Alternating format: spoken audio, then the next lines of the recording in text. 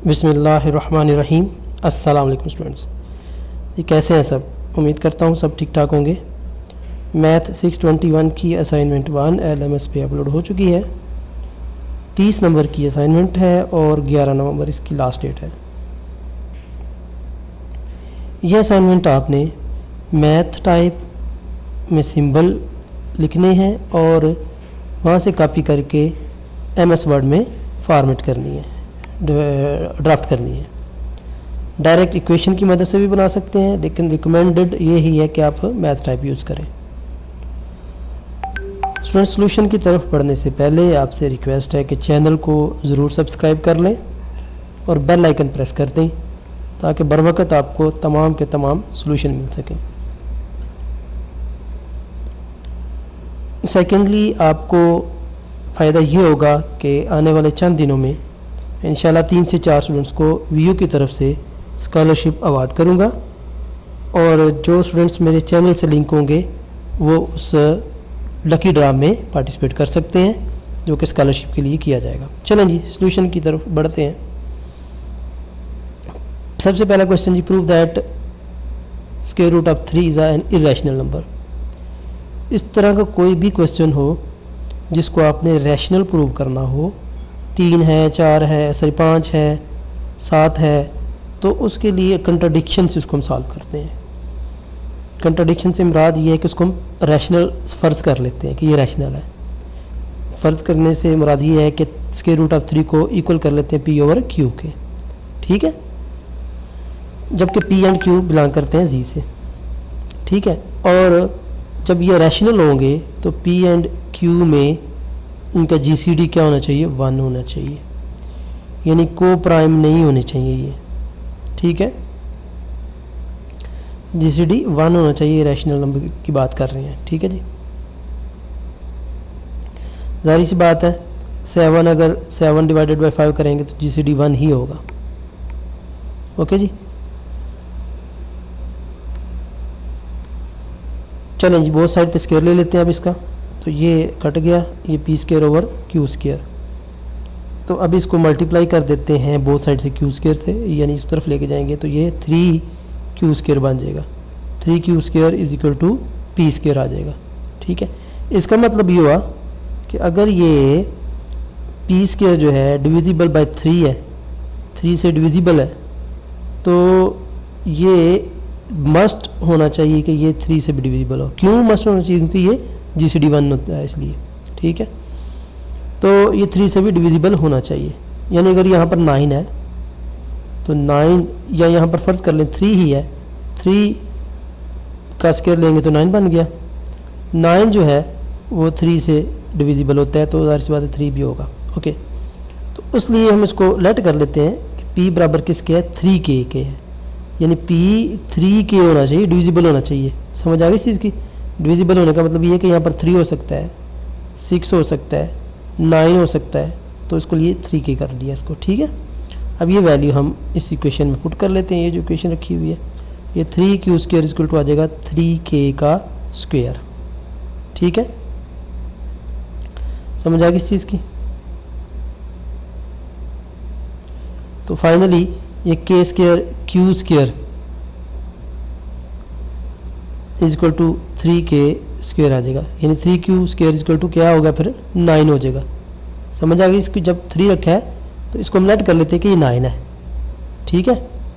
3Q² late कर लेते हैं क्या है? 9 है। तो K² Q² = 3K²। This shows that Q² is divisible by 3। तो इसका मतलब ये होगा कि Q² जो है वो डिविजिबल बाई 3 है, तो इसका मतलब ये होगा कि Q जो है वो 3 से भी डिविजिबल होना चाहिए। तो ऐसा होता नहीं है, ये कंट्राडिक्शन हो गई कि P और Q जो है वो को प्राइम हमने रखे हुए थे कि both have 3 as common factor, कि दोनों का कॉमन फैक्टर 3 आ रहा है, तो लिहाजा ये असम्पशन आपकी गलत हो गई। सो इसका उलट क्या होगा फिर? इरेशनल रह जाएगा। सेकंड क्वेश्चन है जी, हमने find the limits point, boundary points isolated exterior of set S। Set S दिया गया है, बाउंड्री पॉइंट हमने निकालने हैं, लिमिट पॉइंट निकालने हैं और एक्सटीरियर पॉइंट निकालने हैं, ठीक है, और आइसोलेटेड पॉइंट निकालने हैं, ठीक है जी।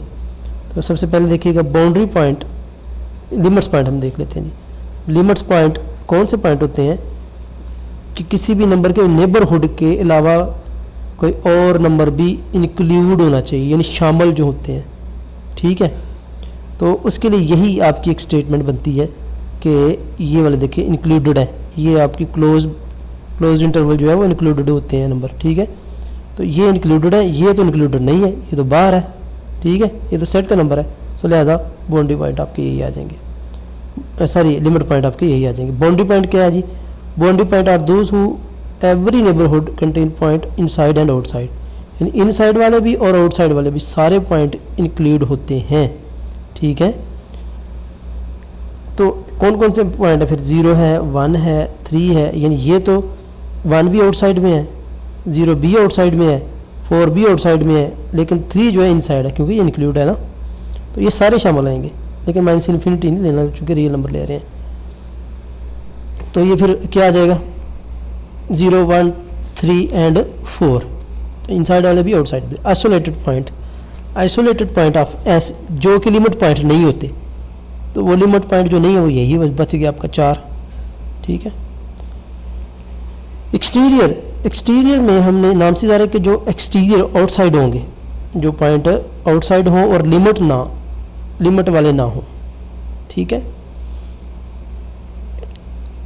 यानी फिर ये 0 आ जाएगा आउटसाइड में, ठीक है। फिर उसके बाद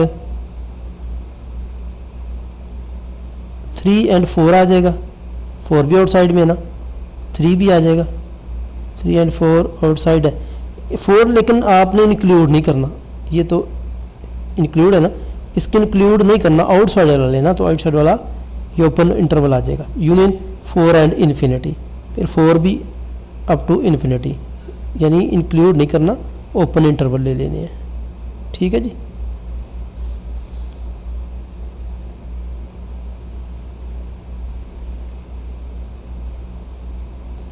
तो ये आपका क्या आ गया? एक्सटीरियर पॉइंट आ गया।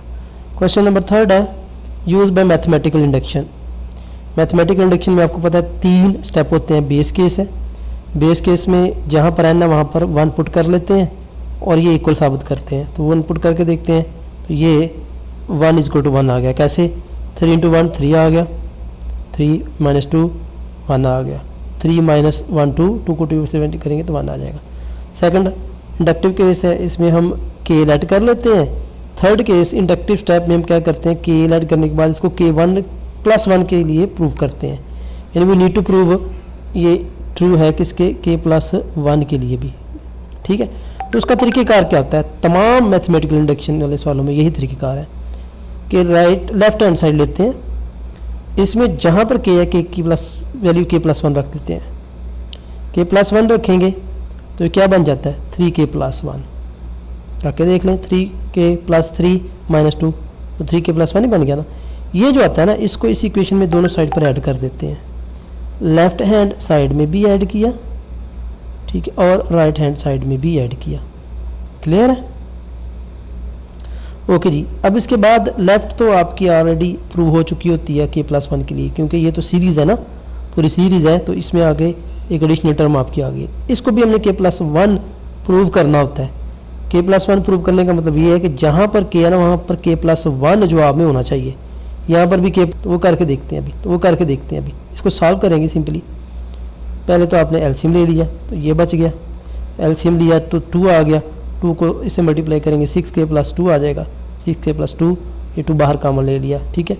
अब आगे हम क्या करते हैं जी? k को अंदर मल्टीप्लाई कर देते हैं, तो 3k² - k + 6k+2 आ जाएगा, ठीक है। ये इसी से मल्टीप्लाई हो रहा है सिंपली, k जो है।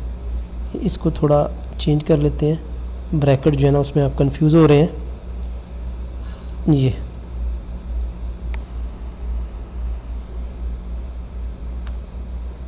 ठीक है जी। तो यहाँ पर भी ब्रैकेट डाल देते हैं, इसको ख़त्म कर देते हैं। ओके जी। अब हम एलसीएम लेने के बाद ये मल्टीप्लाई किया, मल्टीप्लाई करके ये आ जाएगा, डिवाइडेड बाय 2 आ गया। अब 3k² और ये इसमें से 1 निकालेंगे, 5k बन जाएगा +2। अब मज़ीद इसको अब सिंप्लीफाई कर लें, इन फैक्टराइज कर लें। फैक्टराइज करेंगे तो k+1 3 के प्लस 2 आ जाएगा फैक्टराइज करने से, और डिवाइडेड बाई 2। अब इसको हम लिख सकते हैं 3 के प्लस 1 प्लस 1, 3 के प्लस 1 प्लस 1। तो यही तो हमने साबित करना था। 3 के प्लस 1 करेंगे तो 3 के प्लस 2 ही आ जाएगा ना आपका। 3 प्लस यहाँ पर देखिए ना के की जगह के प्लस 1 हो गया, ये तो के की जगह के प्लस 1 आ गया।